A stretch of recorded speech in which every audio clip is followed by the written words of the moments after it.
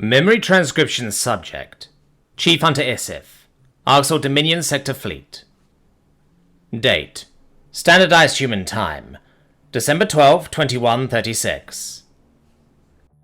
A diplomatic resolution to the Battle of Silis didn't solve all of my problems. Regaining organization, as well as finding places to pool a fleet without infrastructure, mandated a bit of time. Bringing Prophet Descendant Gizno into the loop was also a priority. The last thing I wanted was betterment breathing down my neck. The leader was chagrined by my unorthodox approach to disposing of Shazza. With hostilities terminated and internal orders dispensed, I found an opportunity to slip away. The nearest dead drop location was a human module on the border of Yotl space, inside what was once Shazza's sector. Nerves had gotten to me, since this was my first engagement with espionage. What was General Jones going to do with the information? Would humanity's actions reveal me as the source? Against my better judgment, I booted up a call with Felra during my travels.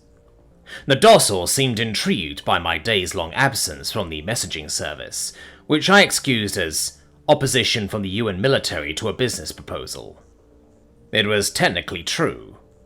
Our discourses stretched into the late hours of the night, when she was forced to depart for a few winks. Rest wasn't a terrible idea, though my own sleep was broken. Felra couldn't call during her shift as a mechanical inspector, though she texted the majority of the time. She was close to finishing her day's work and was eager to hop on a call afterward. I warned her that I had important matters to attend soon. My ship had Jones's outpost in sight.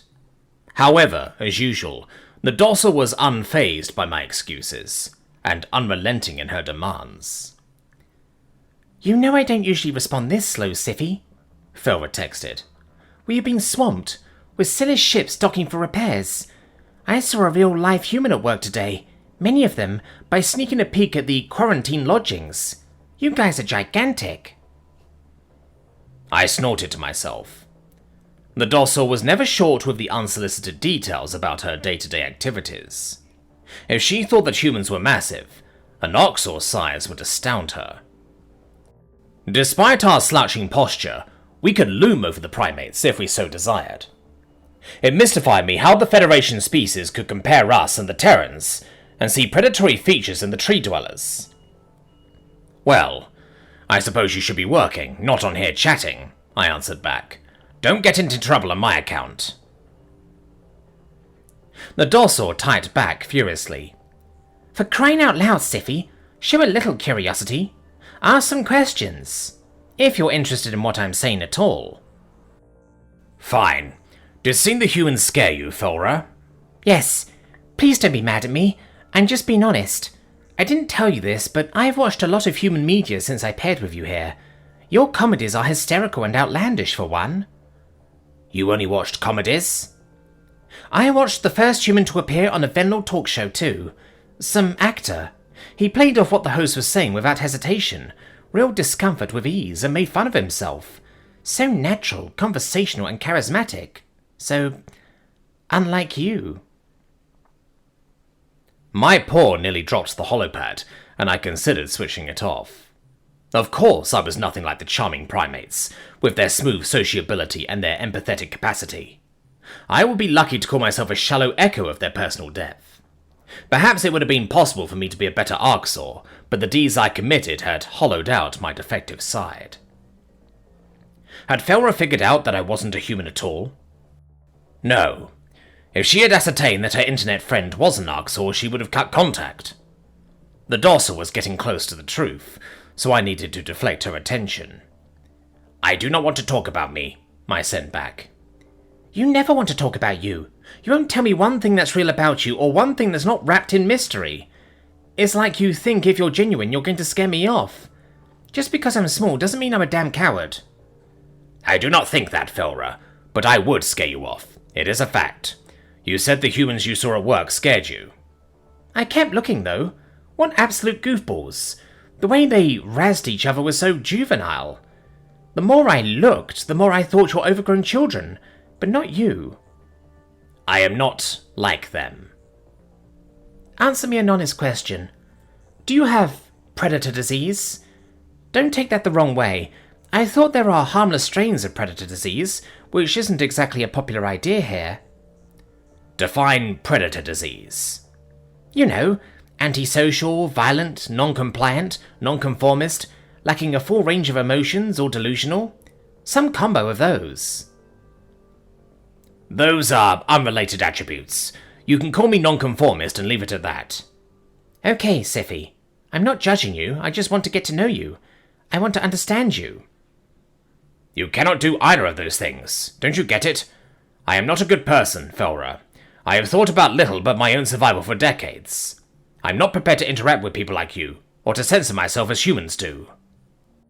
I don't want you to censor yourself. I think you are deeply unhappy and troubled. You don't deserve to be alone. Just open up to me, man. Ah, shit. Let me guess. Now you'll say you have to go? I do. Guess you know me after all. Goodbye. The way Felra peeled back my emotional layers and hounded me for personal insights left my defective side in a full-blown mutiny. I'd gotten too close to confessing the actual things I'd buried. Speaking with the pesky docile was always a mistake, yet I kept doing it. What good would babbling about my feelings do, other than to let misery overtake me? It wasn't like I could detail my life's work, and the reasons why I acted this way to her. The rote actions of piloting the ship distracted me from the message banners accumulating on my holopad. It buzzed with an incoming call as I descended towards the minimalist human station. Growling to myself, I took the device and shoved it back in the drawer. If I had any courage befitting an Arxor, I would delete that silly rodent's contact info. No, I would remove the entire SwiftPair application. Just take this stupid communique and upload it to the blasted human's computer network. The Arxor's future is relying on you, while you spend time caring about random prey you just met. I jerked upright, as I realized which thought had crossed my mind. Caring about Felra was an unacceptable indulgence. That was the exact reason why leaf-licking races made illogical decisions for the preservation of one individual. Oftentimes, caring about another managed to get people killed, or cause grave detriment to their own lives. It was foolish weakness, and there weren't even social benefits in my case. Docking was completed just outside the dead drop site's sole entry. As I disembarked my ship, I was livid with myself. My claws swiped through the empty air, and my temper boiled inside of me. The fact was, even if I envied the humans' illogical morality and society, I was not one of their kind. This weakness needed to be purged at once before it ruined me. Fucking Tava, with her stupid ideas. Oh, I really need a friend, I ranted to myself. The airlock hissed open at my arrival, granting me access to the one-room space station. I had stormed through the docking tunnel in a haze, and I couldn't wait to return to my ship. The point of my operation was to end the cruelty and starvation of my people. Revealing Gisnell's plot was a way to up the ante. It could stoke the flames of open rebellion. The data drive in my grasp felt heavy from its importance. A green light flashed in a wall camera, likely activated by a motion sensor. I leaned closer to the computer display, tracing a claw across it. There were multiple ports, but I needed to find one tailored for my specific hardware. Perhaps General Jones or one of her henchmen had the sense to leave accessible instructions. Wait, did humans even know Arxor script? The lone computer monitor blinked to life, and I wondered if it was triggered by my presence as well. My pupils flitted up, seeing a feed of General Jones's face on screen. It was possible that this was a pre-recorded message with instructions, which would be an efficient decision. However, the primate's eyes seemed to be following my movements. "Is this live?" I queried. The human dipped her head, dust-covered bowl cut waving slightly. "Yes, Scifi. This is a real-time communications feed." "The point of a dead drop is to have no contact with you, yes?" "You are correct. Don't consider this standard practice for our discussions, but I needed to speak with you. The motion sensors tipped me off to your arrival. Thank you for coming, by the way. Oh, and before you ask, this is a secure and private feed." "Noted, General. I had nothing to do with the captured humans on Silis." But you had everything to do with Chief Hunter Shazza arriving in multiple pieces. Dead, and not answering any questions. Zhao wants intel, not a pair of homemade Arctor skin boots. I suppressed a laugh, somehow managing to keep a straight face. The liberated Terrans had done as expected, exacting their revenge upon the cruel Arctor. It was a fitting end for her, after the gruesome death she'd given to a sapient predator. I had been looking forward to executing her myself. Outsourcing the work tempered the pleasure, though the outcome was still satisfactory. How could I have possibly known that humans would kill their own prisoner? I asked, baring my teeth. I sent her with Zhao's people, just as you asked. This seems like the problem is on you. Jones narrowed her eyes, as if you knew exactly what would happen. Ah, if this is what you needed to speak with me about, perhaps I have nothing to share with you after all. It's not. I'm just warning you not to play games with me in the future. There are bigger things at stake than your personal vendettas. Consider it your payment to me for helping you, yes? Shazza called me elderly. She's also a cannibal who intruded on my sector. I am aware of her history, but her insights would have been valuable to the United Nations. If you want to overthrow the Dominion long-term, sacrifices must be made. With that said, I would love for you to brief me on what you came here to share. Gisnell told me that the Arctor unleashed the virus on our own cattle. Betterment purposefully imposes strategies that prevent the Dominion from recouping enough prey to feed us, whether through raiding or breeding. Therefore, I doubt my government would have any interest in lab-grown meat, or non-sapient cattle. The human was quiet for a long moment, biting her lower lip. Intelligence gleamed in her binocular eyes, which studied me with interest. General Jones leaned forward to the camera and offered an unnerving smile at last. There wasn't the slightest element of surprise in her expression, or any sort of reaction like I had expected. Did anything throw the military guru off her game? I surmised as much, Jones sighed. There's no logical explanation for the Arctor's raiding policies. Shooting yourselves in the foot. You deduced a centuries-long conspiracy from our military doctrine being illogical? It's like she's trying to make me feel stupid for not seeing it sooner. That just proves we're destructive. Drawing far-reaching conclusions is illogical. Well, also, the Kolshians specialize in gene editing, but they bomb predators instead of saving them. They don't need a cattle virus when they can, and do, use antimatter to ruin ecosystems. I see. I guess I have wasted my time bringing it to you. There's no need for pouting. Confirmation is always valuable information, and specifics are also key to proving it.